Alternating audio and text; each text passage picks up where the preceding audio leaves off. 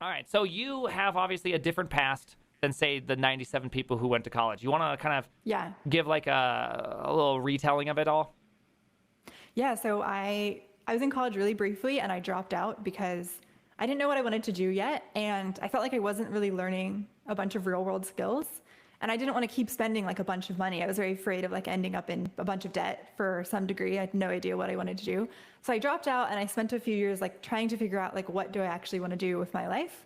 And Mm-hmm. then my older sister had gone to a boot camp back in like 2012, like back when there was very few boot camps. Yeah. And I went to visit her in San Francisco, and she was working for a tech company, and she was showing me programming. And so, like once I found it, I was just like, oh hell yeah, I'm gonna do this. Then I basically like locked myself in my parents' room for like a year, and then I eventually got a job, which was super hard to do. But that was basically like how I got into it. Yeah. Okay, so tell me about that job thing. How did you sell somebody? Because obviously, being self-taught, you have no college degree.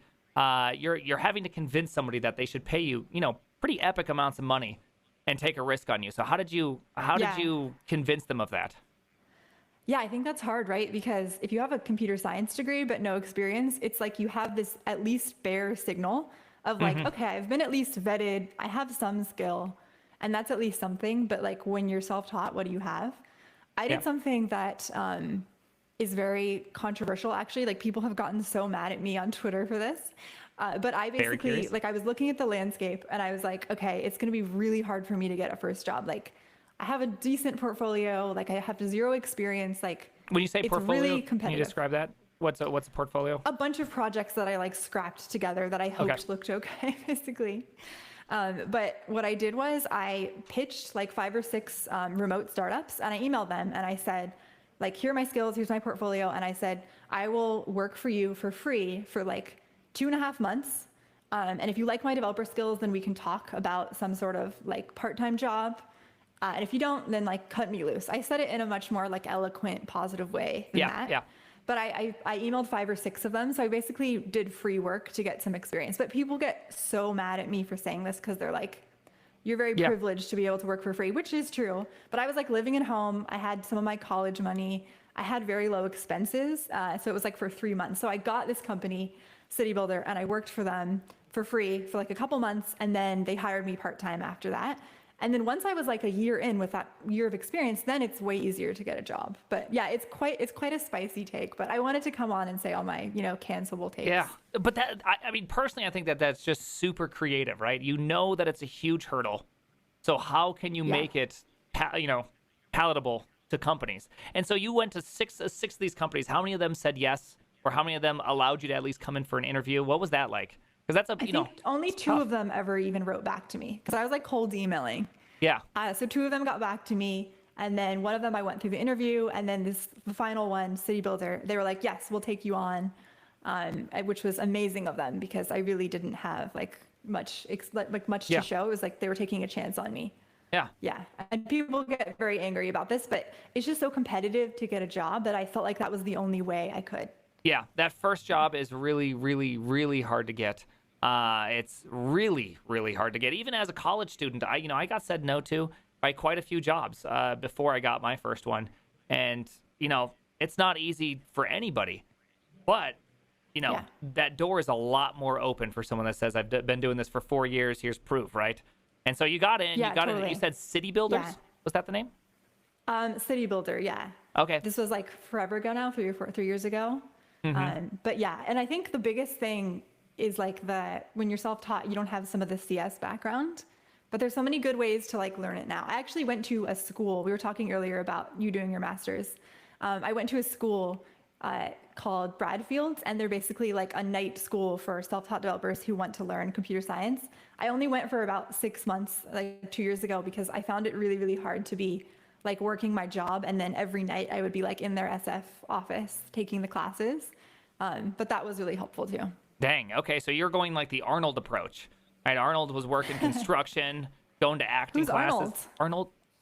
Arnold. Okay. His name is Arnold Schwarzenegger. You may have heard of him. Oh, Very, very famous man. Governor, I believe, at one oh time. yeah, I've At done a one lot of point. steroids. I don't know if you can tell, Okay. honestly. Yep. Exactly. But he would say that you get 18 hours a day to work, and then someone, of course, in the audience was just like 18. He's like, yeah, sleep faster.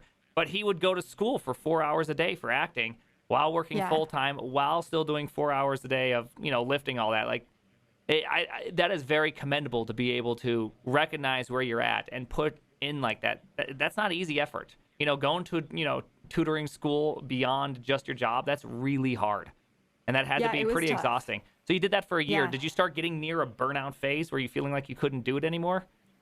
Yeah, I definitely did. I would like come home in my clothes and like fully pass out in the nighttime because I'd just be so tired. And then you have like your weekend homework and stuff like that. So I definitely took a break from there. Okay. Yeah. Okay. Did you take a break from working full time at some point as well, or did you kind of push through the exhaustion and just keep going? No, I never have. Yeah. Okay. I haven't taken a break since I started. That sounds good though. Yeah, I know. I keep saying that I'm going to do that one day, but I don't even know how. You say you've never taken a break? Well, like with our last kid, Netflix gives a very generous paternity policy. So with our last kid, I took 6 months off, but then of course I prepared, 2 courses for front end masters and streamed a bunch. So it's like it's very hard for me to take any actual time off. Yeah, that makes sense. I always That's a want lot. to do something. I just have it in me to do stuff. All right, Yeah. so after you got that first job, you wrote in, you worked for free, which had to be kind of demotivating or hard at least, but maybe you're excited for it. You then were there for a year, you got part-time, and then you made the jump. Yeah. How was making the jump with that kind of resume? Was it hard being part-time? Were you still part-time by the time you tried to make a jump? They eventually put me to full time. Okay. I think that was after a year. And I kind of regret leaving that job actually because there was the CTO was like mentoring me and he was a really, really smart guy.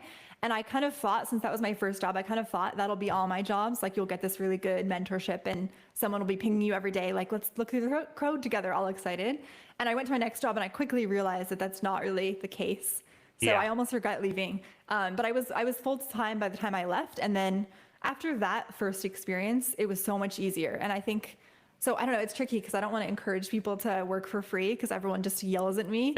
And I know it's a hard take. thing to do. Yeah. It's hard to go work for free. It sounds like I'm trying to exploit everyone, according to Twitter. Yep. But my brain is fried by like the Twitter view of things sometimes. Yeah. But by the time I went for that like second job after that year, it was so much easier. Like I got a lot more bites. Like I had more recruiters reaching out to me. It's just like you have to get some sort of experience. Yeah. It seems like to make it a little easier on yourself. So just for the people at home, because there's a lot of people I know that are still looking for jobs right now. I've seen it a bunch in the Discord or on Twitter or in Twitch. How do you know that you should take more drastic measures, such as offering to work for free? Like, what is that line that you kind of crossed where you said, this is the way to do it, and this is how I'm going to achieve it? So I remember I was applying for a while and I was getting like nothing, no traction was happening. And this could have just been like maybe my portfolio wasn't very good, maybe I wasn't connected, but I was really fed up on waiting and I just wanted to like dive in because I could have studied for like another year, but I think the best way to learn is you throw yourself into the deep end and you like wake up with tickets that you don't know how to solve. And so I feel like I just knew I needed something, like nothing was happening. So Yeah. I don't know, maybe if it's the point when there's just like no traction at all is the point when you think like I need to do something drastic here to change things. But I mean, other people might have better luck than me. Yeah. No, I mean, but that makes a lot of sense, right? Because if you would have kept sending out resumes hoping that you're going to get something, 2.5 months could have gladly come and gone, and you would have still had nothing. Yeah. Or you could. It's a pretty short time. Yeah. At least you Yeah, could get like- something on the LinkedIn, on your resume. Hey, I'm working really, a real job here. And other people don't have to Yeah. know you weren't paid, right? You could sell it as, Yeah, hey, I work exactly. there, right? Yeah, I never told anyone that I wasn't paid. And then someone said, how do you legally work for free? You can just do like a free internship. I think people do them all the time. Like, aren't most internships free? I In kind of all saw it other as, like, fields an but computer apprenticeship.